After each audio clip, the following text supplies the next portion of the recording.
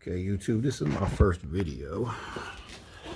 And today, we're going to be replacing the air ride suspension shocks on a 2007 Tahoe.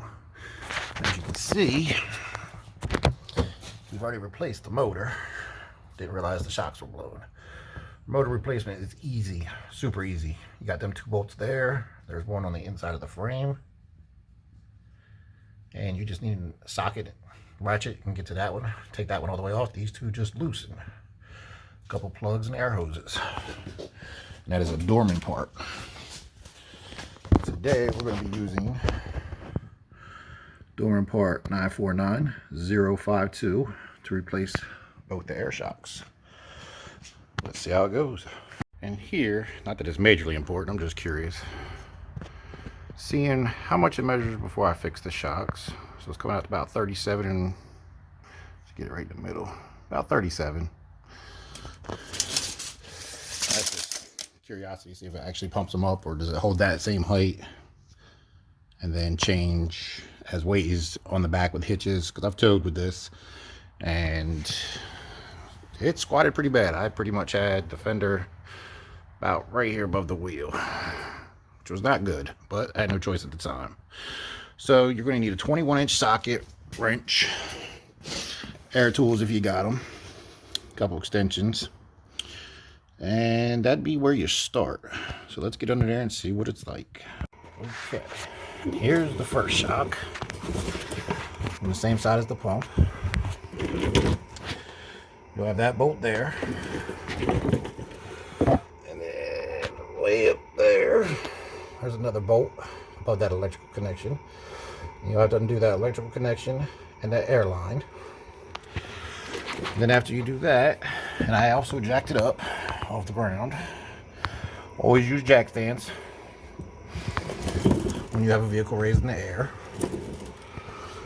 Okay, let's see what we gotta do. Okay, so all you gotta do, that's an extension. I think it's a 6-inch extension, 21mm socket. It's right above there, as you can see. Hose is blocking it. Now let's loosen that. Alright, you're gonna have to use a ratchet. Taking this tire down would probably make it a little easier, but I think I'm hitting the fuel line, the vent lines, and filler line. So instead of doing all that mess with that, I just put a ratchet on there. Should be able to get it to the nut, no problem. So let me do that, and I'll be right back. Now, as you can see, the ratchet will hit the frame. You just get you a nice ratchet wrench. Things are awesome, love them. Gear wrench, but everybody makes a version. Gear wrench was the original, so I stick with them. And you just loosen it.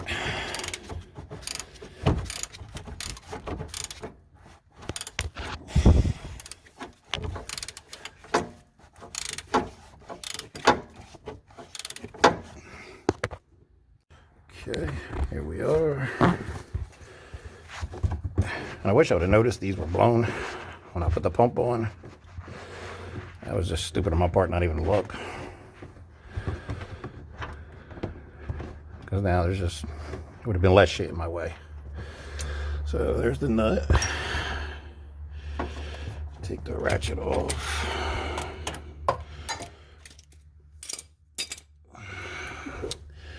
And then let's see, we'll try to probably be easier. As you can see, that's blown. That's, the airbag ain't even connected. So probably what would be easiest is to pry this out of here. Pry this out of here. So that'll loosen that bolt on the top, because otherwise you're gonna be fighting forever to get that out. So let me get a pry bar. All right. And this is the pry bars I like. I have the different ones, but these ones with the little awl on the end, awesome. Especially if you're trying to line up a bolt.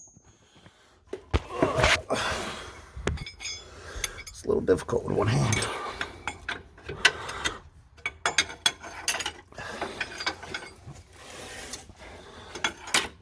And just so you know, if the channel takes off and start getting subscribers, I'll definitely get a better camera set up.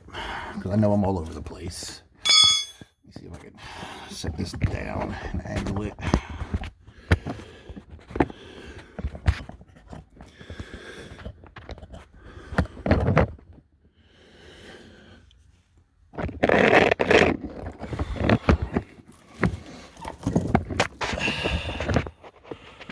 Sure hope I can edit all this out.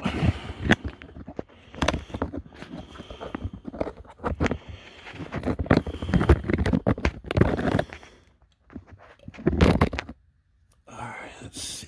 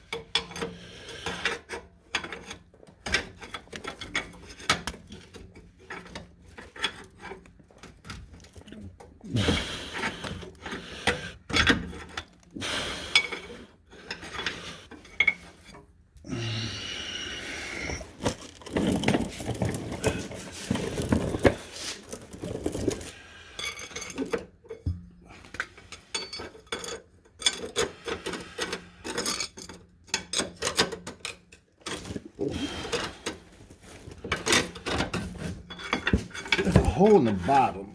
If you can get it shorter one there, it's a little too long. You can pry it out. And that's all you got to do to get that out. So now, that makes the bolt at the top extremely loose. Then you can just reach up and push it out.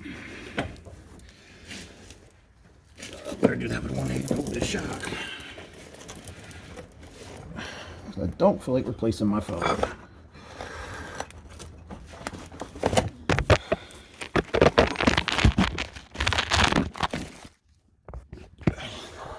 And as you can see, then it'll just fall right out.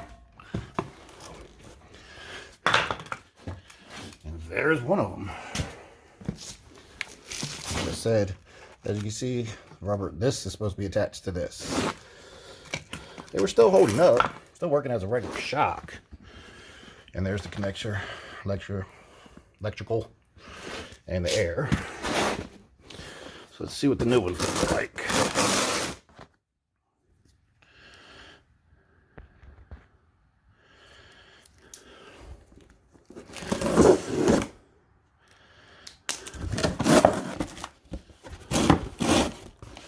So basically, I tend to buy Dorman. Seem to gotta have a good reputation. The parts hold up.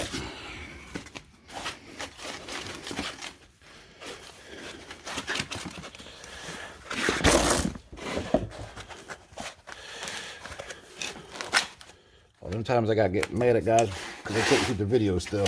I don't see why. So let's see what we got. Side by side comparison. Dorman looks a little beefier.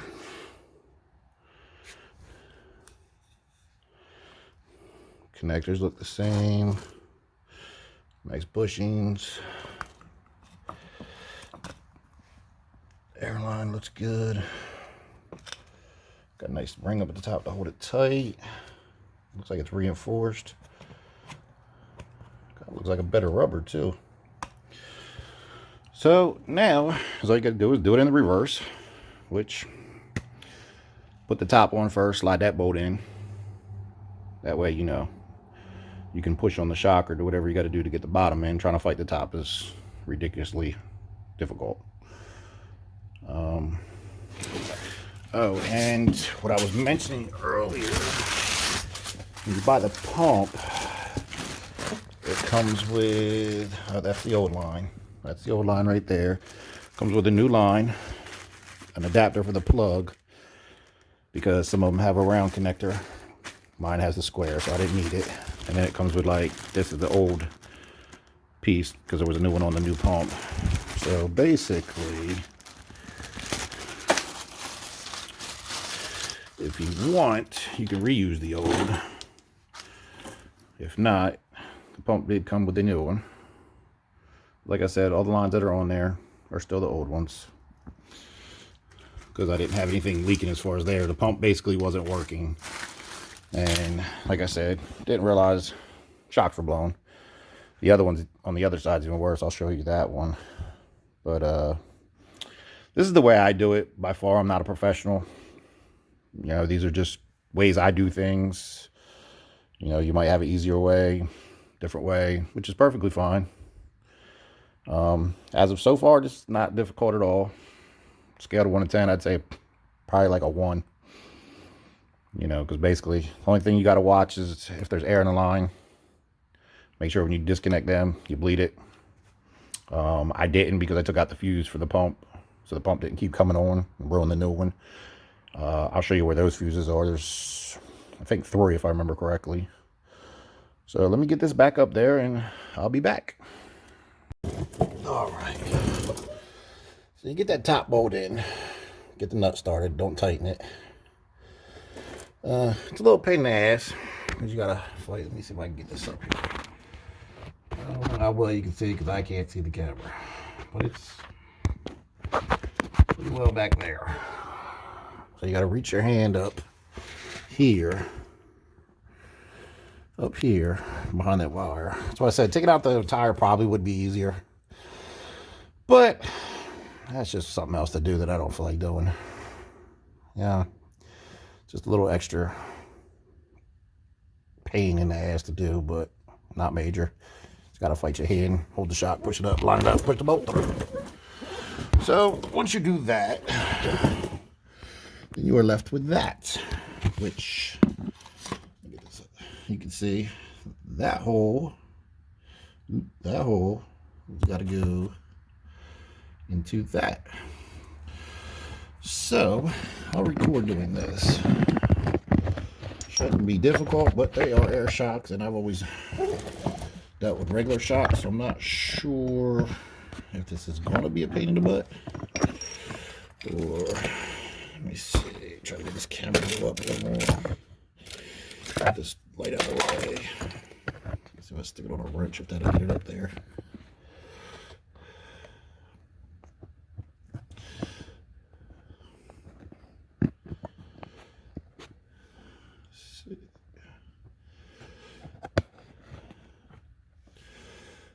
Oh, there we go.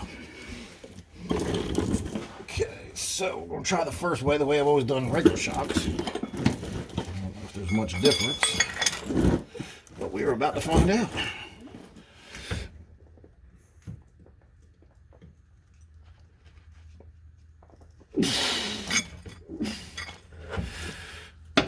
And no, there is no difference. You just got to push it up with your hands. And it's like, it is, you know, it's a little fight.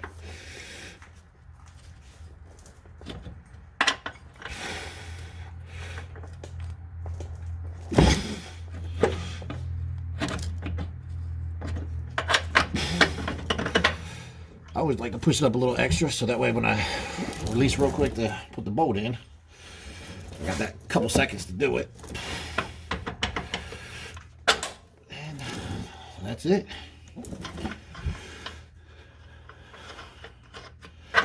Put the nut on.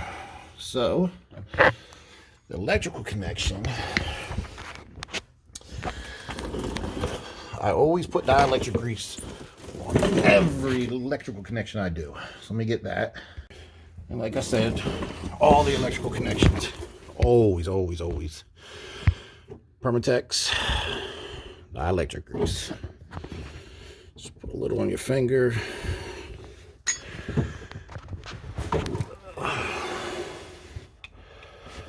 Go up here to the electrical connection. Put it in either end, don't matter.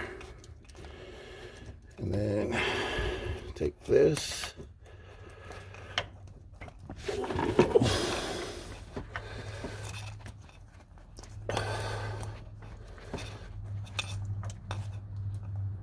And just lock it back on. Put a little bit of grease there too if you want. But first you got to fix this clip. This is a pain in the butt with one hand. Need a helmet cam. Okay. And that's what the clip looks like. Where are we at? Right there. Got the round end. I just squeeze them together, put it back on the line, and when you push it on, it clips. And I just put it on how I do it. I put half on here and then slide it over and pop it on the other end. And then what you do, push it on the end, you should hear a click.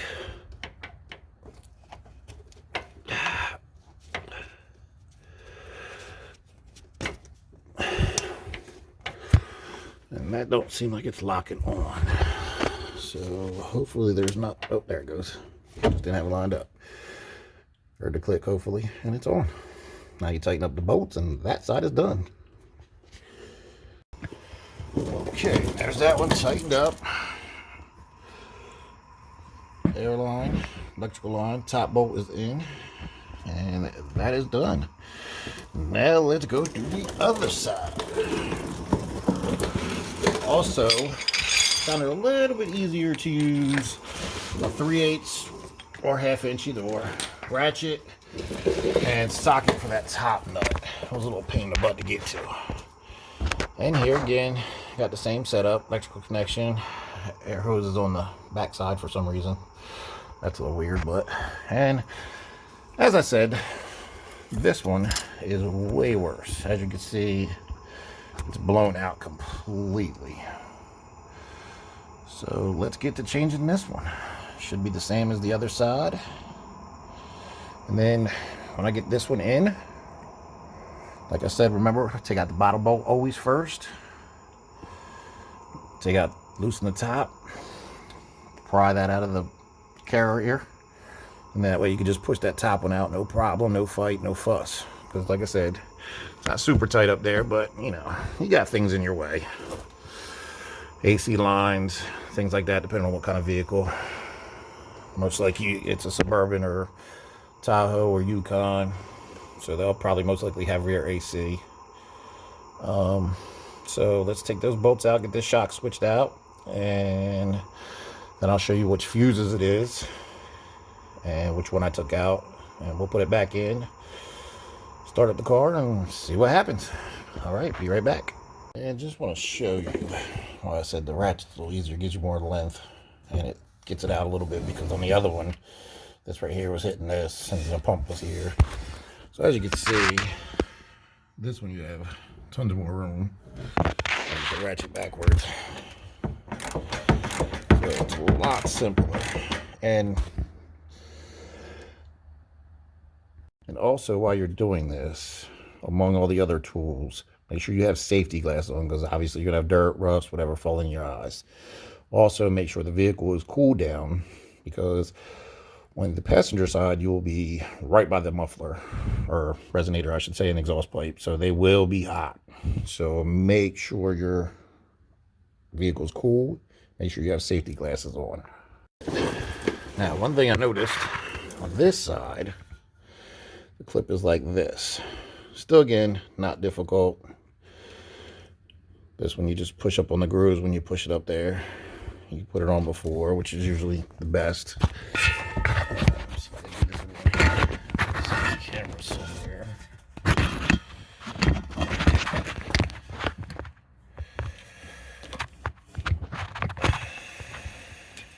Probably not.